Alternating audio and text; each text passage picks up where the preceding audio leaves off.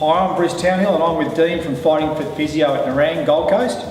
And Dean's going to explain to us when you'd use a weight belt and how you choose a weight belt. So we've got two different types here, Dean. We've got a neoprene Velcro adjustable weight belt with a punch core lining on the inside, and then we've got a pure leather soft weight belt with hole pumps and the big prongs to go through, double prongs. So you take it away. What would I use these belts and why? Right, so lifting strap, most importantly, is a bit of a perception that this is for safety for your back.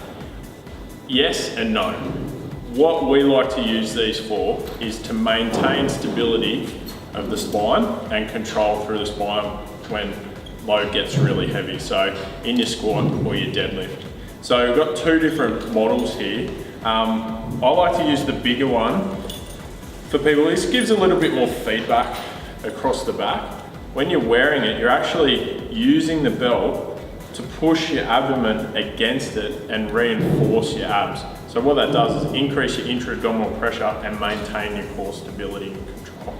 All right, so this big one, a little bit more across the erector spinae, all right, and just provide some feedback. This one here, more for your serious lifter, really pushing out there, got good spinal control anyway, and then they're just pushing out, bracing against the belt and using all that intra-abdominal pressure to maintain stability and control throughout their lift. So two really good examples here. Okay, so Dean, so this is a heavy duty version.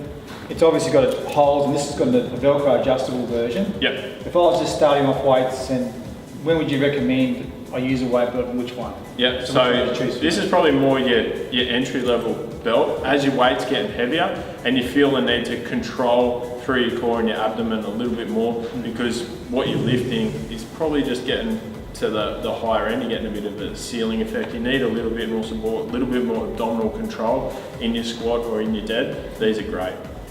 Okay, and then this leather one, so I'd use that just for general purpose training, the neoprene one, yep, with the easy adjustment. Yeah, these are great also for CrossFit, so you can quickly rip it off, throw it on the ground, and then run off to your next exercise. So these are quite good, quick, handy, disposable. These ones take a little bit more time, better for your power lifter. You can get in there, in your 5-minute break, you're actually in there strapping it on, playing around, get it nice and tight, get it ready and good to go. Okay. So Dean, so this one's heavy duty, multiple adjustments, but you've got to get it set up and then you're locked in for good. Yeah, takes a little bit more time. Right, so this one's a lot more for general sport training, just ripping it on and off quickly for certain sets.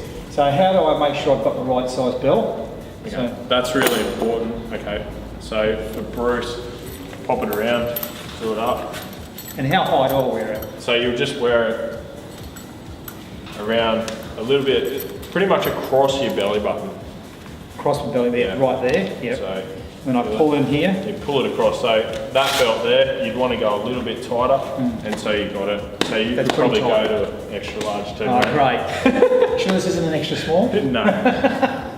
And now that I'm locked into this I can feel it's really bracing me all around my stomach. Yep. And then I was told the test is you really push your stomach out and the Velcro shouldn't pop. Yep. That's what you've got to be careful with Velcro belts if they're poorly made or with poor Velcro quality.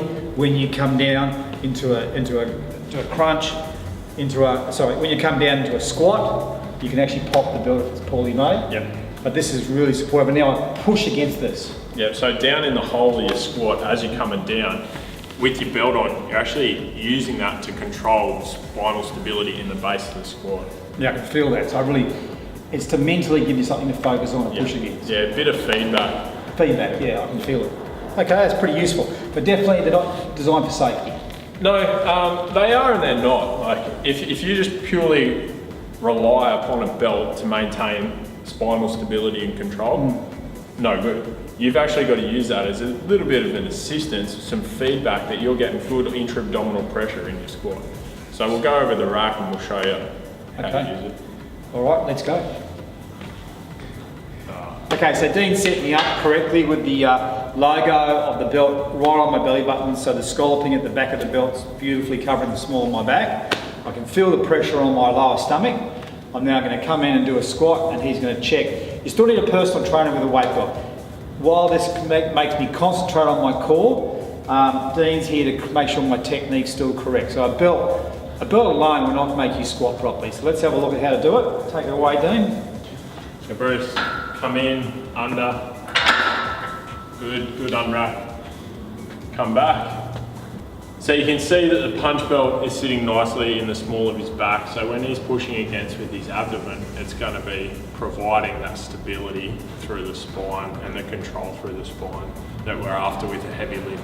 Now he doesn't have any load on his back at the moment, but if he was to have a lot on there, then this would provide a little bit more feedback to maintain that spinal control. Now when you don't have that spinal control and you have a link in the chain in the spine, then you're at increased risk of injury. So this will actually provide you with some safety and reduced risk of injury. All right, so squat down, Bruce, and stop in the hole, and stop there, okay? And then he'd just be pushing gently against that belt and driving up. Good, and again, down, and driving up, and you'll notice that his spine remains really stable and in a neutral position throughout the lift. Really important. Good, done. Okay.